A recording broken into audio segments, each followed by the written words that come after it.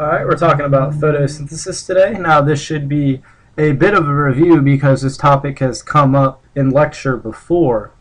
But we're just going to go over the more finer details of the system. Now, photosynthesis, as you should know already, is by definition the converting of sun's energy into food energy, which we often refer to as glucose.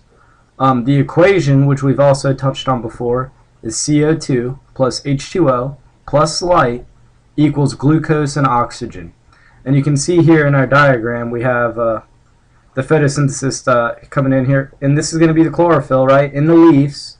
The chlorophyll is going to be responsible for trapping the light energy to make the food. Now we're going to go a bit more in depth with the structure of the chloroplast in a second. But we should just make sure that we have this formula down. So we have the water coming in from the roots, obviously, plus the CO2 from the environment, which is entering through the stomata of the leaves, plus the sunlight, which is trapped by the chlorophyll, is going to then be converted into oxygen, which is given off into the air from the stomata, and also sugar, which is converted into either starch, which is stored in the plants, or is going to be used for energy in a process called cellular respiration, which we'll go into later. The location of photosynthesis is found in the chloroplast, which you should be familiar with. You should have heard that before. How do plants absorb light? So pigments, the primary pigment of a plant is chlorophyll, and that's what's going to make the plant leaf green. Those pigments are going to exist inside of the chloroplast. This is often how chloroplasts are depicted as. So you see this green circle, and inside of it you'll see these stacks of discs. So note the stacks of discs inside the chloroplast. These stacks absorb sunlight. This arrangement increases the amount of surface area. Remember, a very common theme as we move on throughout the semester is going to be increasing surface area. And the increase of surface area is going to allow you to absorb as much sunlight as possible given this one area in this small structure. So here's a real-life picture of chloroplast. And you can see all the stacks of discs, or all this chloroplast in this cell. So here's our three-dimensional of the chloroplast. And there's just going to be a couple features here that you're going to need to remember. Now you have the outer membrane and the inner membrane of the chloroplast, and we're not going to be worried about that too much. You have the stroma, not to be confused with the stomata. The stroma is going to be the aqueous, or the liquid-filled space around these two main structures here. You have a thylakoid, which is going to be referring to one of these discs, right? And then you have a granium.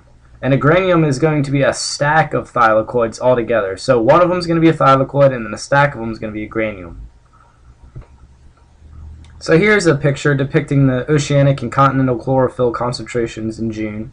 So during the summer, you have in the ocean, you have these darker purple areas are going to be filled with chlorophyll, are going to be chlorophyll deficient, and you see that usually the deep water that's away from the land body is going to be lacking chlorophyll. And then you see the water closer to the coast is going to be more filled with chlorophyll. And then you have on land, you have the maximum in these darker colors, such as South America and the rainforest, and Northern Europe is going to be populated with evergreens. And then you have the minimum being this gray color, representative of any desert areas, such as these Middle Eastern countries and North Africa and the coast of South America. Australia, you see, very lacking in the middle. So that just gives you an idea of most plant life and where photosynthesis is most often taking place. So factors affecting photosynthesis. Now this should be intuitive, right? You're thinking of factors that affect photosynthesis. You have the amount of carbon dioxide, right? Bet you can figure out the rest of them now.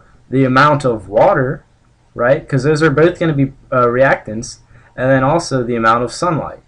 So those are all reactants in this equation, and depending on the amount of this, that's going to be how much photosynthesis you can have, right? Because you have to have carbon dioxide plus water plus light, all of those to make sure that the reaction takes place. Alright, so that's all we have for this video. Make sure you take any questions you have to class, and we're going to go into a little bit more in depth in this topic. So if you missed any PowerPoints, or you missed any fill in the blanks, make sure you go back and do them.